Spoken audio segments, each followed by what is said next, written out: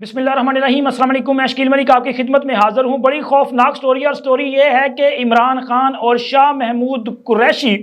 उम्र कैद या फांसी कन्फर्म सज़ा है।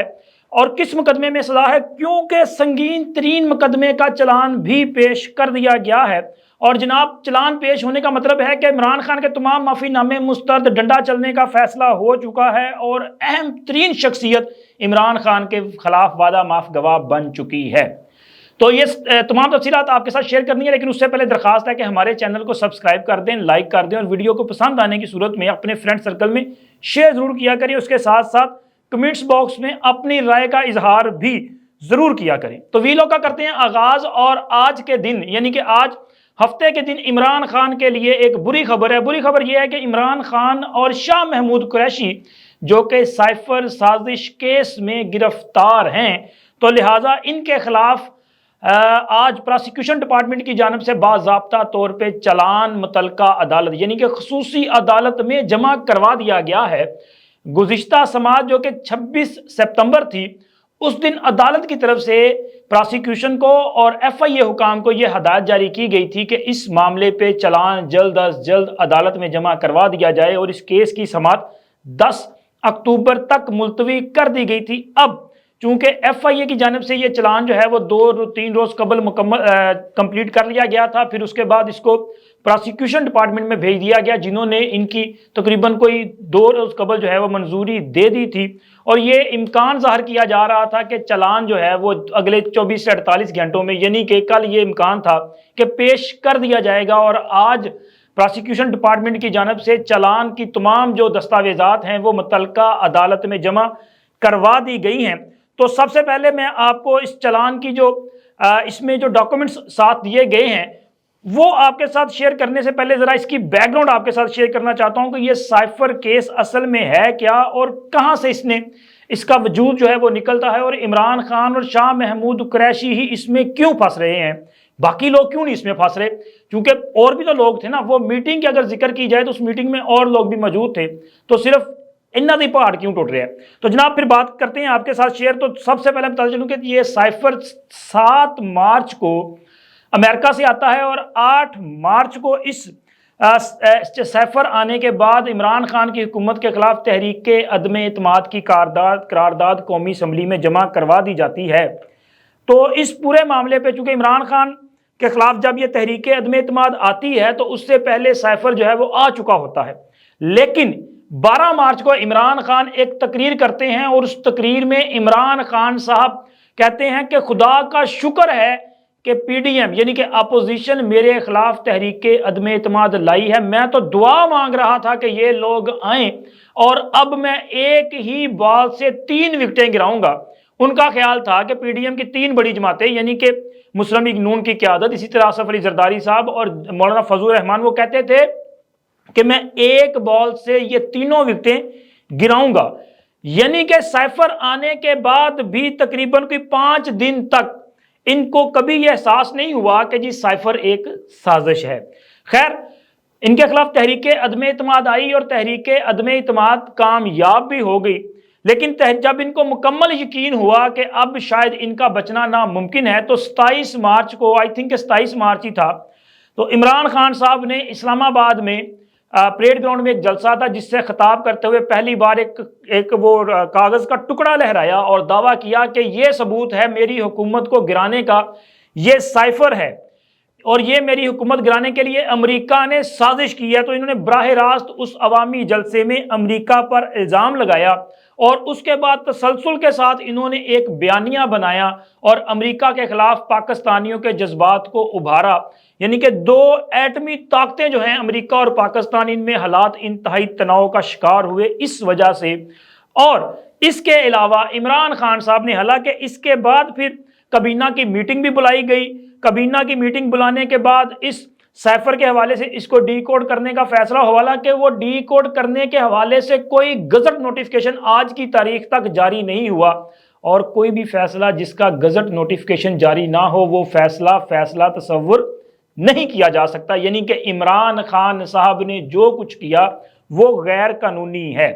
और इस मामले में इमरान खान साहब के खिलाफ जो इंक्वायरी चल रही है वो है کہ ایک تو انہوں نے اسے سیاسی مقاصد کے لیے، چونکہ یہ آفیشیل سیکرٹ ایکٹ کے تحت آتا ہے، یہ کلاسیفائڈ ڈاکومنٹ ہے، ان کو عمران خان نے اپنے ذاتی سیاسی مقاصد کے لیے استعمال کیا، اور پھر یہ بھی ہے کہ عمران خان صاحب اسے اپنے ساتھ اپنے ذاتی گھر بنی گالا لے گئے، حالانکہ اس کے لیے قانون ان کو ہرگز اجازت نہیں دیتا۔ وہ وزیر اعظم ضرور تھے، لیکن وزیر اعظم پر بھی کچھ حدود و قیود ہیں، ان پر بھی کوئی قانون لاگو ہوتا ہے۔ آفیشیل سیکرٹ ایکٹ کے تحت وہ کوئی بھی کلاسیفائڈ ڈاکومنٹ وزیر اعظم ہاؤس یا وزیر اعظم آفس سے باہر ذاتی گھر میں نہیں لے جا سکتے۔ تو خیر اس کے بعد تو خیر وہ گم بھی ہو گیا نا، اب وہ کہتے ہیں جی مجھ سے گم ہو گیا، تو یہ انہوں نے بیان میں بھی کہا تھا۔ تو یہ عمران خان صاحب نے اس کے ساتھ، اس کے علاوہ میں آپ کو بتا چلوں کہ ایک آڈیو بھی منظر عام پر آئی تھی جس میں عمران خان اور ان کے اس وقت کے پرنسپل سیکرٹری اعظم خان اور شاہ محمود قریشی صاحب اور اسد عمر صاحب، یہ کنورسیشن جو ہے وہ 4 لوگوں کی سامنے آئی تھی، جس میں عمران خان نے یہ کہا تھا کہ جی ہم نے اس کے ساتھ کھیلنا ہے، کسی کے منہ سے ملک کا نام نہ نکلے، لیکن انہوں نے خود ہی ملک کا نام لے دیا تھا۔ تو اس میں انہوں نے اس وقت کہا تھا کہ ہم نے کھیلنا ہے، اور اسی کنورسیشن میں اعظم خان ان کو کہتے ہیں کہ کیوں نہ اس پہ ایک میٹنگ بلا لی جائے، یہ وہ تجویز دیتے ہیں، اور شاہ محمود قریشی صاحب اس پہ بات کرتے ہیں، لیکن اسد عمر صاحب بھی اس میں وہ عمران خان صاحب سے کہتے ہیں کہ جی ہم اس پر کیسے، مطلب لوگوں کو یہ جو چیز ہے وہ کیسے ان کو سمجھائیں گے۔ تو خان صاحب کہتے ہیں کہ یہ ایسے تو ان کو سمجھ نہیں آئے گا کہ یہ سائفر کیا ہے، تو یہ کیا، تو اس کے لیے ہمیں جو ہے اس کو مطلب آسان الفاظ میں لوگوں کو بتانا پڑے گا۔ یہ بات بتانے کا مقصد یہ ہے کہ یہ کیس جو بنتا ہے مجموعی طور پہ 4 لوگوں کے خلاف کیس بنتا ہے، لیکن جس طرح میں نے پہلے آپ سے سوال اٹھایا کہ آخر شاہ محمود قریشی اور عمران خان ہی کیوں، تو جناب آگے چل کے میں نے آپ کو اس کی تفصیل بتانی ہے، اور اس سے پہلے آپ کو چونکہ یہ تسلسل قائم رہے اور آپ کو سمجھ آ جائے پورے معاملے کی، جناب یہ معاملہ چلتا رہا اور عمران خان صاحب اس پر ایک بیانیہ بنا کے انہوں نے ظاہر سیاسی فائدہ لینے کی کوشش کی، لیکن پاکستان کو اس کا نقصان جو ہے وہ اٹھانا پڑا۔ لیکن اس کے بعد اگلی جب حکومت آئی، یعنی کہ پی ڈی ایم کی حکومت، تو انہوں نے اس پر قومی سلامتی کمیٹی کی میٹنگ، حالانکہ پہلی میٹنگ بھی ہوئی تھی، پھر میٹنگ ہوئی جس میں یہ فیصلہ کیا گیا کہ اس معاملے پر تحقیقات ہوں گی، اور یہ معاملہ بھیج دیا گیا ایف آئی اے کو۔ جیسے ہی ایف آئی اے کو معاملہ بھیجا گیا تو عمران خان اور تحریک انصاف نے اپنے وہ حسب روایت جو ان کا طریقہ کار ہے، جو ان کی سیاست ہے، یعنی کہ وہ ہمیشہ یو ٹرن لیتے ہیں۔ عمران خان نے خود یہ سائفر جو ہے وہ سپریم کورٹ کو بھیجا تھا یہ کہ جی اس کی تحقیقات کریں، لیکن عدالت نے کہا کہ یہ ہمارے دائرہ اختیار میں نہیں آتا، یہ وزارت داخلہ کا معاملہ ہے، وہ اس کو دیکھیں۔ لیکن جیسے ہی حکومت نے ایف آئی اے کو معاملہ بھیجا کہ جس پر ذرا تحقیقات کریں، تو یہ لاہور ہائی کورٹ چلے گئے اور تقریباً 7-8 ماہ تک وہاں پہ حکم امتناع کے پیچھے چھپے رہے۔ لیکن جب یہ حکم امتناع خارج ہوا تو اس کے بعد اس پر کارروائی کا آغاز ہوا، لیکن تب تک عمران خان صاحب کی گرفتاری بھی عمل میں آ چکی تھی۔ توشہ کی چوری میں جو ان کو سزا دی گئی تھی اس میں یہ اٹک جیل جا چکے تھے، جس کے بعد ایف آئی اے حکام نے اٹک جیل میں ان کے ساتھ ملاقات کی اور اس حوالے سے مختلف سوال و جواب بھی کیے گئے۔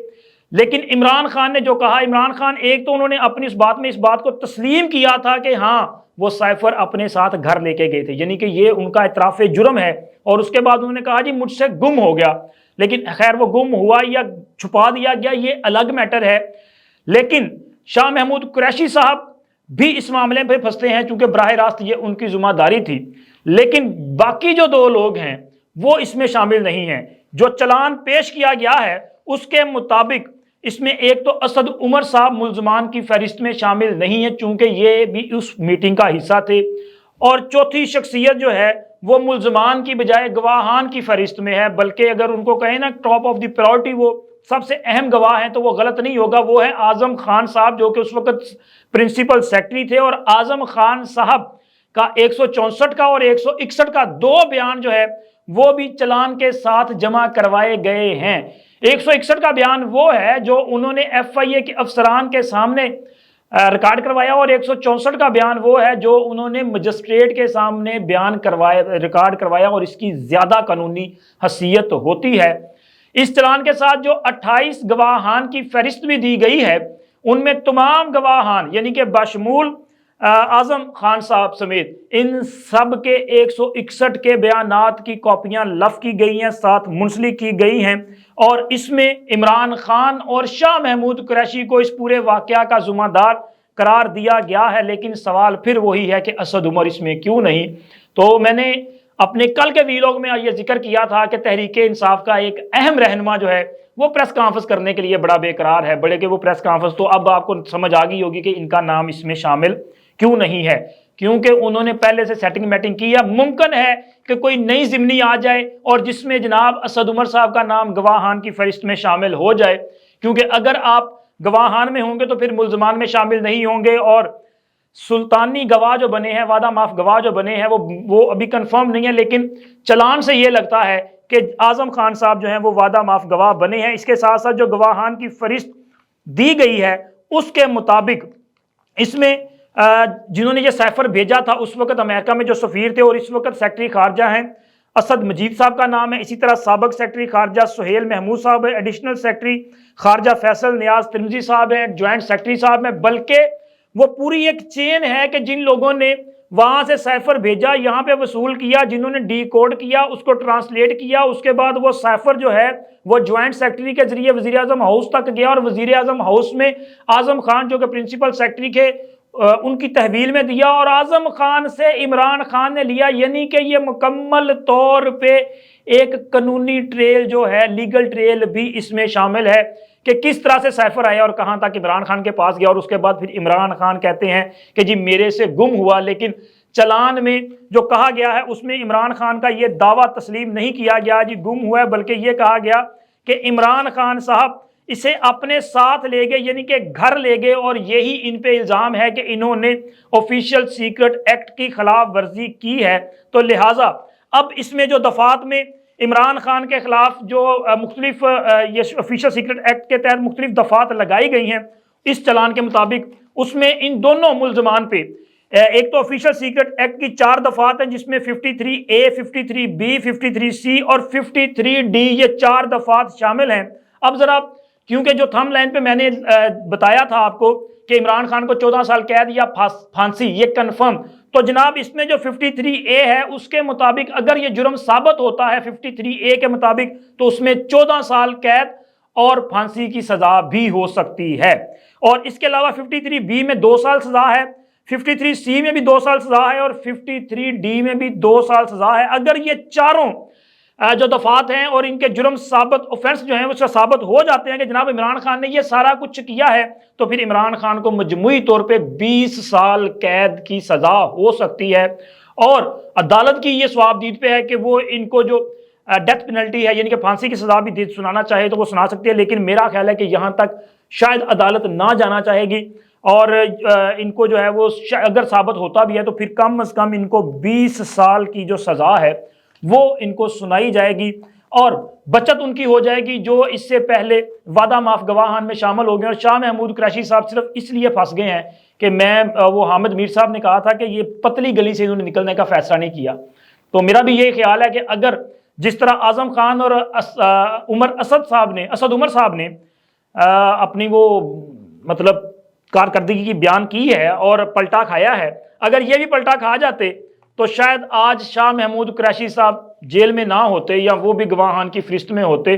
क्योंकि असल तो फिर इमरान खान टारगेट थे ना। तो अब तक के लिए इतना ही, मिलते हैं अगले वीडियो में। अल्लाह हाफिज़।